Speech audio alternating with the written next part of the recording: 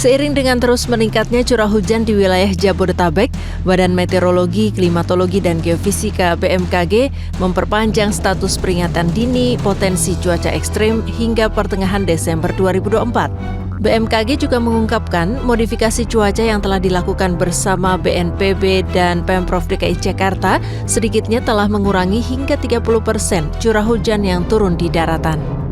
Kepala BMKG Dwi Korita Karnawati menjelaskan, cuaca ekstrim yang terjadi belakangan ini disebabkan oleh 3 faktor, yakni adanya bibit siklon 91S yang terdeteksi masih berada di Samudra Hindia, Barat Daya Lampung, tetapi mulai menjauh dari wilayah Indonesia.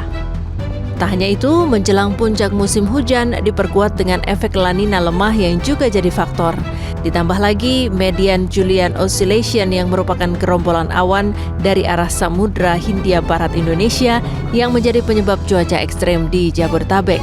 BMKG mengimbau masyarakat untuk terus memonitor perkembangan informasi cuaca yang sangat dinamis melalui berbagai kanal, terutama melalui aplikasi laman BMKG termasuk media sosial. Sementara itu, belasan rumah di lingkungan Ketilang Timur, Kota Cilegon terendam banjir. Banjir menghantam permukiman warga usai diguyur hujan deras. Beberapa rumah terendam dengan ketinggian air sekitar 30 hingga 50 cm atau sebetis orang dewasa. Lendi dengan Pak Romi, ternyata di sini airnya seperti ini, dan tidak seperti tadi coklat, semuanya udah masuk ke ruangan-ruangan ya. Kita lihat masih aman-aman terkendali, hanya ya ada tadi pokok tumbang aja. Sementara di Jombang, Jawa Timur, banjir merendam permukiman warga desa Jombok Kesamben, bahkan ketinggian air bervariasi mulai dari 70 cm hingga 1 meter. Akibat tingginya banjir, menyebabkan akses antar Jombang menuju Mojokerto terputus.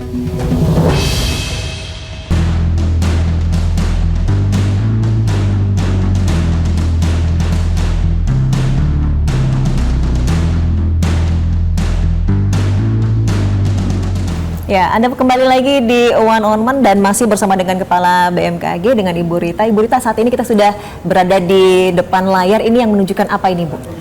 Jadi ini adalah layar yang menunjukkan citra satelit. Kami menggunakan satelit Himawari. Dari citra satelit ini, seluruh wilayah Indonesia bisa dilihat beserta yang ada warna orange, hijau, ada yang putih. Ini adalah awan-awan konvektif. Itu bahasa meteorologinya. Tapi bahasa publiknya ya mudahnya awan hujan. Potensi awan hujan. Ya. Dan ini menjadi mayoritas ya warna-warna orange dan merah ini. Sekarang musim hujan ya, udah ini. Dan semakin tebal, ini semakin kapan ini sampai merah ini. Ya, itu awan cumulonimbus yang potensi hujannya itu akan bisa lebat, bahkan bisa ekstrim. Bisa disertai kilat petir dan angin kencang. Wow. Dan ini cukup banyak juga ya untuk yang hampir ketutup awan. Iya, betul. Memang. Ini kami di Oktober yang lalu memprediksi curah hujan akan semakin meningkat menuju puncak di bulan Desember. Dan ini awal akhir atau di ini masih awal. Awal. Jadi kan mulainya November. Puncak musim hujan itu sebagian besar di bulan Januari dan Februari. Atau mungkin di pergantian tahun mungkin ya, Bu ya, Mas? Iya. Sebetulnya Januari Februari. Namun di bulan Desember sudah ada beberapa wilayah yang di Pulau Jawa atau di bagian selatan ini sudah mengalami puncak musim hujan, dan juga di Sumatera bagian selatan. Jadi tidak serempak bareng gitu, enggak. Berangsur-angsur karena gitu. Dia berjalan semua, untuk awannya itu sendiri. Kemudian mungkin kita bisa beralih ke sebelah sana mungkin. Ini gambar kontur kecepatan angin. Jadi ini angin, kontur angin. Angka-angka ini menunjukkan kecepatan angin. Nah, yang perlu diwaspadai, ini ada yang muter gini. Ini. Seperti pusaran ya, Bu? Seperti pusaran. Nah, kecepatannya sangat cukup tinggi ya, 41 knot. Dan ini masuk ke Jawa sampai 35 knot, 40 knot. Ini artinya angin kencang. Artinya nanti akan terjadi potensi yang lebih besar daripada di Sukabumi maksudnya ya? Sukabumi, maaf saya salah. Dari segi posisinya, ini lebih dekat dengan hal yang sama sirkulasi siklonik saat Sukabumi itu banjir bandang. Kalau saat Sukabumi kemarin di mana? Agak jauh di sini. Justru di sini. Iya, iya. Sekarang semakin mendekat. Dan ini lihat garis anginnya ini yang kecepatan cukup tinggi 35 knot. Ini merata ke Jawa, bahkan sampai di sini kan ada pusaran lagi. Oh wow. Nah, tapi ini kan jadi kena angin kencang ini sampai terutama Jawa ini ya. Ini dari 35 sampai 13 knot ya. Tapi ini kena angin kencang. Dan kalau dilihat dari satelit, ini kemungkinan juga dengan angin ini kan membawa uap-uap air nih ya. Kalau bisa juga mengakibatkan hujan yang lebat. Apalagi tadi sudah banyak juga muncul yang awan-awan cumulonimbus tadi itu ya Bu ya. Tapi mungkin bisa dijelaskan ini potensi yang besar akan terdampak ya dengan yang akan siklus terdampak ini adalah wilayah Sumatera ini bagian ini selatan. Kurang lebih Bengkulu ya Bu ya?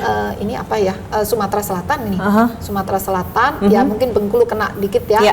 Kemudian Lampung. Selat Sunda ini aduh anginnya kenceng ini. Ini untuk penyeberangan nih kami artinya akan berpengaruh juga ya terkait dengan penyeberangan. Tapi ini besok ya. Tapi kita harus hari ini menginformasikan untuk penyeberangan ini bermasalah nanti. 35 knot. Jika kemarin memang kita sempat terjadi penutupan di Pelabuhan Merak itu terkait dengan gelombang tinggi. Kemudian ini mungkin akan terjadi lebih parah lagi dari itu mungkin Bu? Ya semoga tidak lebih parah ya. Tapi kita harus menyiapkan ini, jadi yang terburuk mungkin ya. Jadi kalau sampai penutupan tuh biasanya BMKG yang kasih informasi cuaca. Kalau dipaksa nanti keselamatan yang terganggu. Betul. Nah ini besok ini diprediksi dengan analisis ini akan terjadi lagi. Dan tidak hanya Sukabumi yang kena, ini bisa sampai Bandung, sampai ke Jawa Tengah bahkan. Wow. Ini. Atau mungkin yang di Sukabumi yang kemarin sudah terjadi belum selesai mungkin bisa akan terjadi kembali mungkin Bu. Semoga tidak ya kita berdoa bersama. Poinnya adalah ini hampir Jawa Barat ini merata bahkan bisa masuk ke Jawa Tengah. Semakin dia berjalan ya karena anginnya juga ya. Anginnya ini kan terus aja, ini nyelonong aja langsung aja.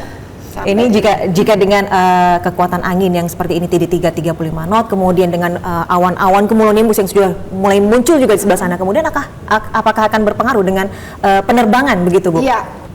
Nah untuk memperkirakan dampak cuaca terhadap penerbangan bisa dilihat di laman Inasiam, ada websitenya khusus. Dan ini sepertinya tidak untuk publik ya. Ini untuk komunitas penerbangan. Jadi misalnya airlines, para pilot ya. Karena terlalu rumit kalau untuk publik itu terlalu rumit. Namun di sini akan terlihat zona-zona yang ungu ini adalah zona yang harus diwaspadai oleh para penerbang. Karena di sini akan terjadi turbulence. Jadi mudahnya kalau nabrak awan itu akan terjadi guncangan. Nah, ini yang ungu-ungu nih, ini ungu besar ini juga. Nah, jadi akan diberi informasi. Kemudian kalau ada abu vulkanik itu juga ada informasi dari sini yang kami berikan. Perkembangannya itu seperti apa. Jadi ini yang harus ini loh ya, biasanya yang warna seperti ini tuh yang dikhawatirkan. Cuma ini kayaknya di luar jalur penerbangannya. Ya, berarti juga untuk penerbangan sendiri juga masih harus mewaspadai ya terkait dengan awan cumulonimbus yang nanti mungkin akan mengganggu jalur penerbangan begitu ya Bu ya. Ini yang berpotensi terparah kira-kira di wilayah yang mana ini Bu?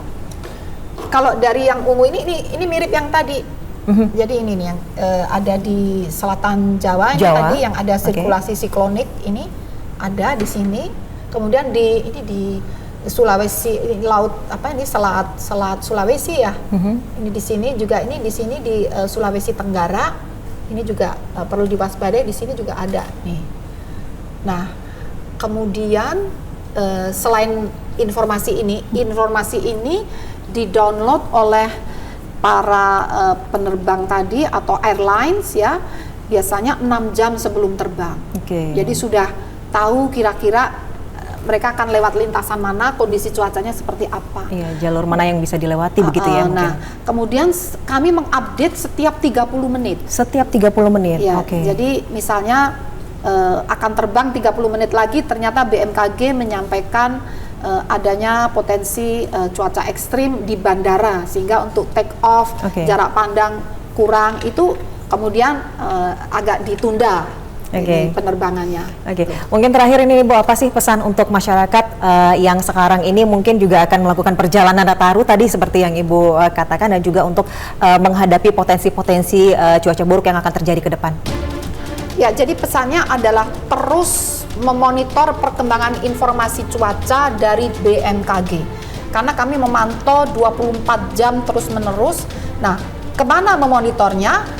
Lewat antara lain bisa di laman BMKG, kemudian juga di install aplikasi mobile phone info BMKG, itu bisa dari Play Store atau App Store, kemudian bisa dari YouTube, bisa dari media sosial lainnya, Instagram, kemudian Twitter ya, kemudian juga ada dari Telegram, itu juga ada, dan juga dari televisi, radio, ini kami juga memberikan update informasi cuaca dan peringatan dini cuaca serta call center 196. Demikian. Oke, baik. Terima kasih banyak Ibu Dwi Korita sudah berbincang-bincang bersama dengan One on One. Dan pemirsa, mungkin bagi Anda yang ingin melakukan perjalanan jauh, apalagi menjelang libur Natal dan Tahun Baru ini, jangan lupa untuk selalu mengupdate info di aplikasi BMKG maupun laman BMKG yang ada di website. Dan juga selalu perhatikan kendaraan Anda dan dicek secara berkala ya, agar tidak terjadi hal-hal yang tidak diinginkan. Sekali lagi saya ucapkan terima kasih untuk Ibu Rita. Dan akhir kata saya Desvita Bionda berdiri. Terima kasih. Sampai jumpa.